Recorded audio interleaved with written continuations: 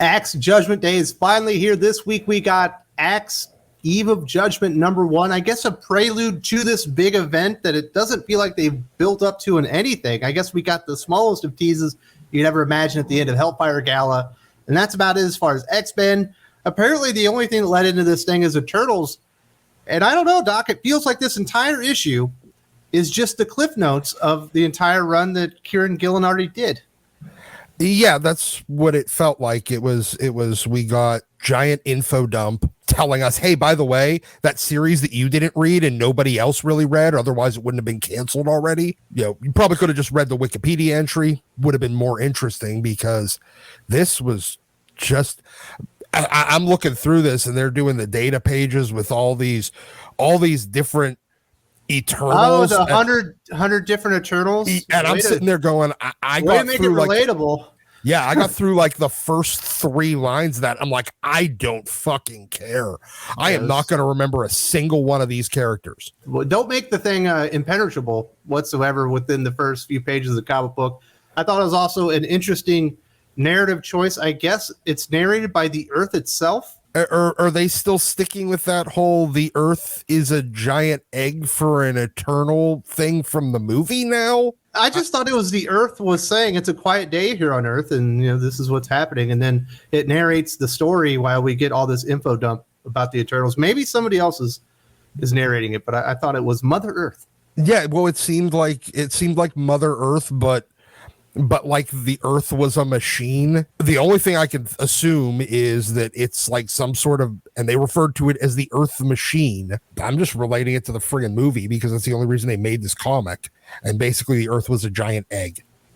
Okay, well, maybe that's what it was. Maybe that's what I was missing there. So I thought the narration was stupid. I thought the info pages to begin with were virtually impenetrable. If you weren't signed out on the Eternals before you get into this comic book, they will absolutely make you hate the Eternals before you even read a page. I don't think the Eternals are popular, and I don't think this book can justify its own existence, to be completely honest, because it's so goddamn dull. Nothing happens in there. It's just them talking. And I guess Druig is now the leader of the Eternals, and he wants to get rid of the X-Men, and his plan is, well, I guess he talks to his engineer or whatever, and they're going to put a bomb underneath Krakoa. And that's how they're going to get rid of the X-Men. Right in the beginning, Druig and his engineer like get convinced that there's not really that much evidence to convince them. They're like, that's fine. I'm convinced that we need to eliminate the mutants. He's taking the I'm a lazy leader approach. So I'm going to use the simplest, quickest, least complicated method of destroying them. So build me a bomb, basically. And so his engineer just goes, yep, here's like some antimatter doohickey that looks like a rainbow everlasting gobstopper. Like you're making tie-dye shirts or something. Yeah. It was stupid. Yeah, so that was dumb. And then I guess one of the big reveals in this Eternal series is that every time an Eternal dies, they're resurrected, but a human has to die in their place. And I'm going, I just don't fucking care. Like, am I supposed to care about this? Some random human on Earth that is never going to be exposed or shown within the comic book itself no longer exists. They didn't exist to begin with. Now, if Spider-Man had to die because an Eternal died to be resurrected, that would be one thing. But just a random person, like, could you make lower stakes when you're talking about an Earth full of like a trillion people or something? Like, they could have brought it up and like, okay, this random perfectly healthy, productive member of society is just going to drop dead. But for all we know, it's like some cancer patient that's going 5 minutes early. We won't know. That's the point. Yeah, they'll never show it. Who cares? Exactly. They didn't even like make the stakes really matter. A character that I didn't know existed and that doesn't exist because no one has created them yet. Yeah, why is it like is it Rick Jones? You should have killed Rick Jones off. You're not doing anything with the character anyway. People know who he is, and then it would have felt like somebody important maybe sort of died. It was just done really stupid, but apparently it's just conflicted the hell out of old Icarus. He's beside himself. We're letting humans die. There's a human dying so I could be immortal, and it's like, why do you care? You've been immortal forever. You've already done it like 400,000 fucking times. So what difference does it make at this point at all? Honestly, the most interesting part of this friggin' book for me was when they go to detonate this stupid bomb and then the Earth basically yells at them. That was confusing for me until the characters explained it. I thought that was quite stupid. So they have to make a new bomb and come up with a new plan. I guess that's where Moira probably is going to come in. But there's a couple other things, I guess, that they key in that are supposed to be important. Apparently, with the fallout of Thanos becoming the leader of the Eternals, even though he was a deviant, we have Eternals working with deviants because they're not deviant enough and worth saving. And there's just like this big cataclysmic fallout of Thanos. And whatever he did as leader, no one knows because no one read the goddamn comic book.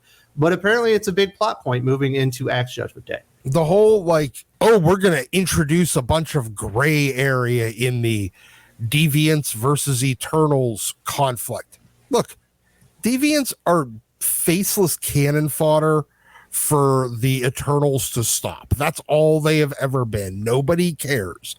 And this kind of reminds me of the we're going to humanize the evil alien genocidal races like the Skrulls to show that they are not a monolith. They are not all bad. Honestly, nobody fucking cares.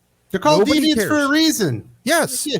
The whole but point they can only of it. Excess deviants, Doc. They just can't be normal deviants. Yeah, you have to be super deviants, I guess. Even though they let Thanos like be the leader, and he's like the most deviant person in the history of the world.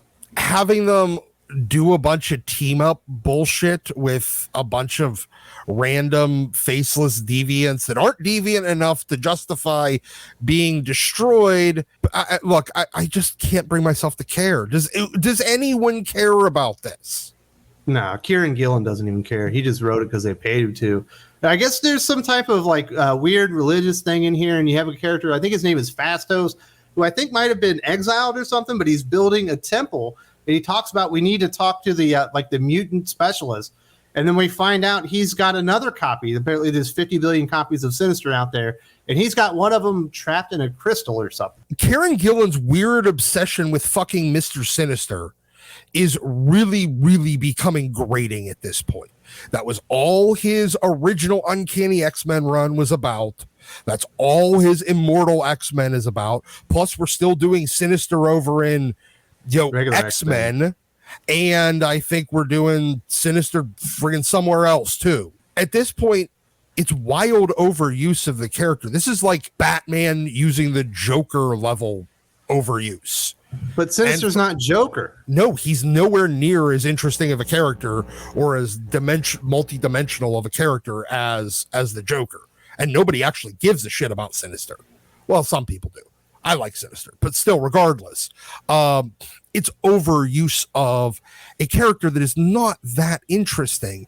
And so what? Now he's going to be central to this too?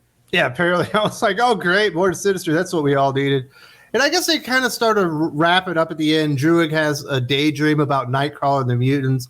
As talked about, they're excess deviations now because they can resurrect themselves and they're too powerful and they have Mars. And it's like, well, it sounds like the Eternals are resurrecting themselves, killing humans. Yeah, you have your own place in the cosmos. But apparently, whatever. I guess mutants can't be as powerful as them. And they have the bomb, which I guess Krakoa itself, I believe, throws back in their face. And it like starts melting their eyeballs and they're like bleeding out of their eyes and probably their anuses too. Who knows? And then they realize, well, this is a bad idea. Krakoa's not going to do it. They don't know what to do. And he goes, you know what? Screw you, scientist engineer guy. I need to go to Uranus. And this character is so badass. He's so far God. He's so fringe as far as the Eternals go. He'll stop at nothing to kill the X-Men, I guess. It's another Eternal that nobody gives a shit about. Like they did it like some big reveal. And it's everybody just sitting, everybody reading this comic is going, who? I had to look it up. I was like, who the fuck is this guy? Yeah. Honestly, I didn't even care enough to look it up. It's just some jabroni. Okay, well, it didn't help that they powerful. Literally listed out 100 names as far as the Eternals that you need to know about for this story. Yeah. It's like you couldn't have keyed in on like 8 important ones and put their faces in there or something. Yeah, exactly. But no, we have to know about all of them for fucking reasons. Then they show us one of them all the way at the end that wasn't on their list, I guess, because he's super duper strong and willing to do whatever it takes. I can't bring myself to care. That's the thing, Doc, is the entire purpose of this comic book was to make people care about the Eternals enough to buy into them fighting the X-Men and the Avengers and picking a side and not just going, well, it's the Eternals, I don't care. And this comic book doesn't accomplish that whatsoever. They're just as boring, if not more boring than I thought they were before. Yes. I hate to break it to Marvel, but the Eternals are still just the scraps from Jack Kirby's cutting room floor of the Fourth World. No amount of movies, fucking Neil Gaiman, Kieron Gillen, dollar store Angelina Neil Jolie Gaiman. ain't gonna do it. Selma friggin' Hayek isn't gonna do it for you. Nobody is going to ever care about the Eternals. And when you try, I mean, you couldn't get us to care about like 8 of them in a movie. What makes you think we're going to care about 100 of them on a list? This thing was, it's hard to call it disappointing because I came in with no expectations, but damn, if they didn't disappoint me anyway, it's like I came in going, well, this is to be whatever, it'll just get me ready for the event. And it got me ready to not read the event. I guess we'll still do the first issue. And if it's as bad, anywhere near as bad as this, I'm checking out. I'm not going to read any more bad comic book events just because I feel like I have to. But This is absolutely, it's so boring. It's just characters talking and the Earth narrating the entire time. Nothing important happens. or interesting happens. Yes.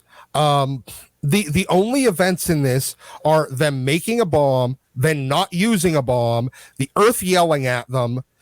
We get a giant info dump of Eternals that nobody gives a shit about. It focuses on a bunch of meandering nonsense. It doesn't even have any internal consistency to its storytelling and or logic on why they're going to be fighting the Eternal or the X-Men. And at the end, we have a couple of reveals of, it's like a who's who of who cares.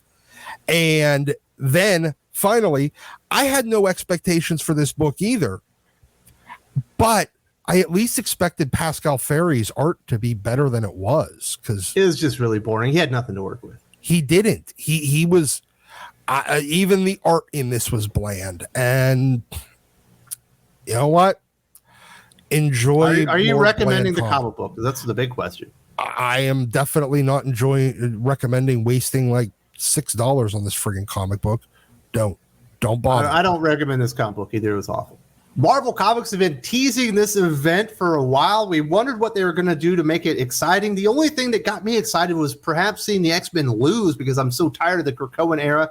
I guess I'm still on board with the Eternals, even though this comic book is awful, but I have no expectations for X Judgment Day, but I'm still rooting against Krakoa. I'm not rooting for the Eternals. I'm rooting against the X-Men because they are in even worse shape than the Eternals, in my opinion.